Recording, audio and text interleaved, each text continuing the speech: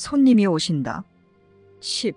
너는 왜 내가 자유롭다는 사실을 배우는 것을 고통에서 해방되는 것으로 지각하지 않으려 하는가? 너는 왜 진리를 적으로 바라보는 대신에 환호하며 맞아들이지 않으려 하는가? 너무도 확실히 표시되어 있어서 길을 잃기가 불가능한 쉬운 길이 왜 가시투성이에다 거칠고 멀어서 너무도 따라가기 힘들어 보이는가? 내가 그 길을 희생도 상실도 없는 천국과 하느님 안에서 너 자신을 찾기 위한 단순한 길로 보는 대신에 지옥으로 가는 길로 보기 때문이 아닌가?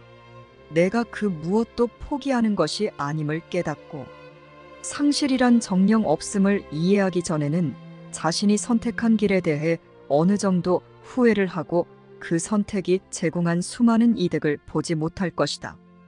하지만 내가 보지 못하더라도 이득은 거기에 있다. 이득의 원인이 작동되었고 이득은 분명 그 원인이 들어온 곳에 존재할 것이다. 11. 너는 치유의 원인을 받아들였으며 따라서 분명 치유되었을 것이다. 그리고 너는 이제 치유되었기에 분명 치유하는 능력도 가졌을 것이다. 기적은 원인 없는 결과로서 갑작스레 일어나는 어떤 동떨어진 것이 아니다.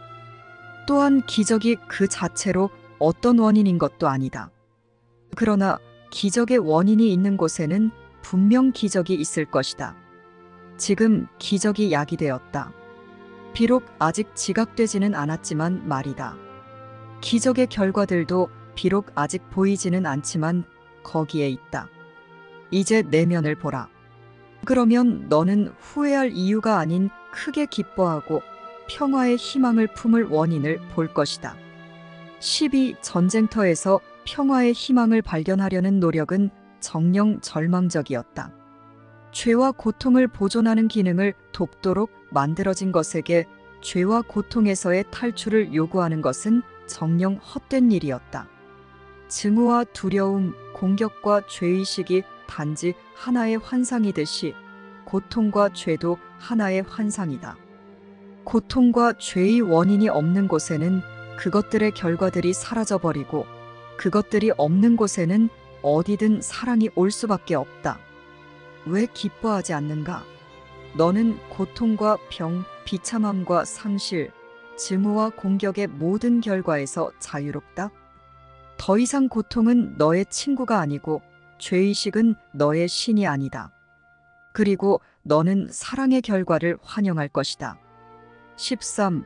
너의 손님이 오셨다. 내가 그에게 요청했고 그가 오셨다. 하지만 너는 그가 들어오시는 소리를 듣지 못했다.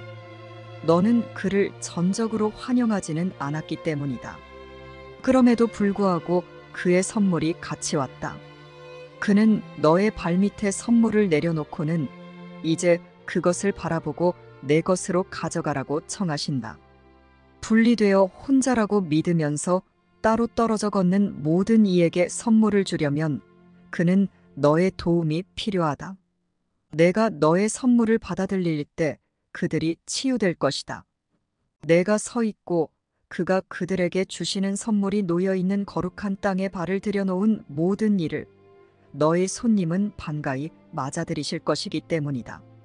14. 너는 내가 받은 그 모든 것 덕분에 이제 얼마나 많이 줄 수 있는지 알지 못한다. 하지만 안으로 들어오신 그는 다만 내가 그를 초대해드린 곳으로 오기만을 기다리신다. 그가 머물러 사실 집주인을 찾고 그 집주인이 그를 만날 수 있는 다른 장소는 없다. 다른 어떤 곳에서도 그의 현존이 가져다주는 평화와 기쁨, 그 모든 행복이라는 선물을 얻을 수 없다. 그 선물은 그것을 가져와 내 것이 되게 한 바로 그분이 계시는 곳에 있기 때문이다.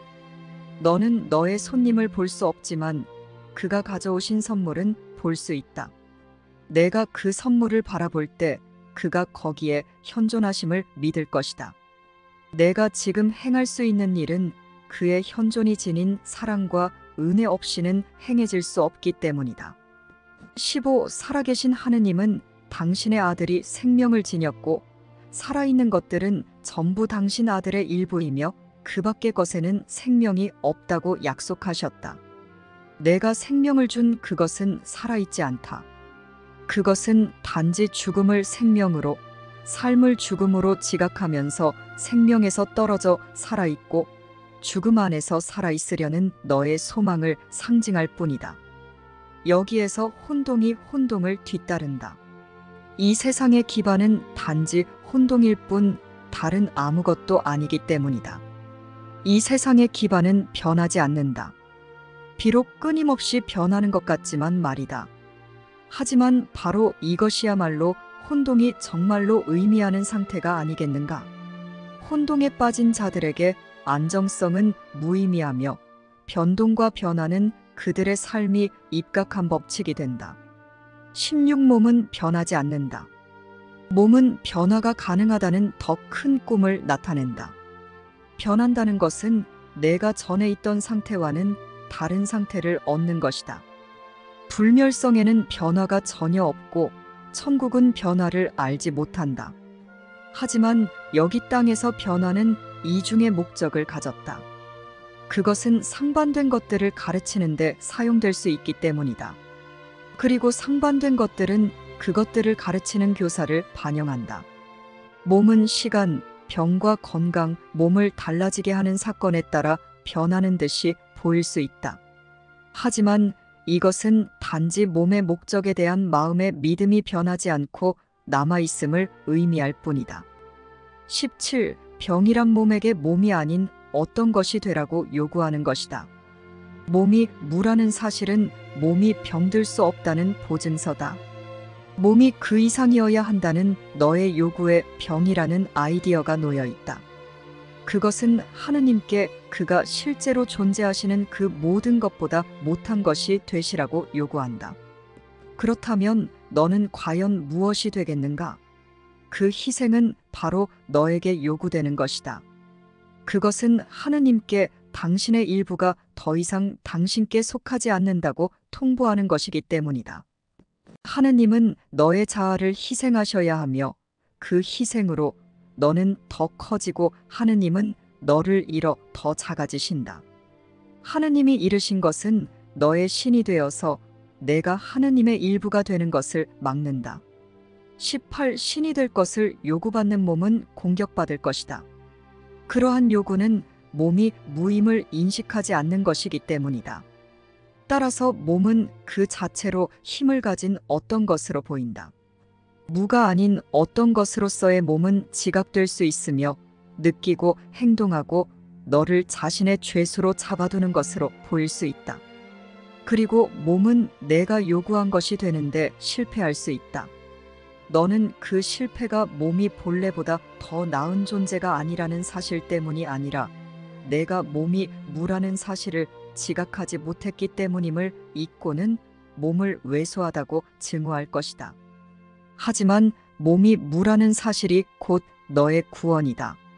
그런데 너는 그로부터 도망치려 한다.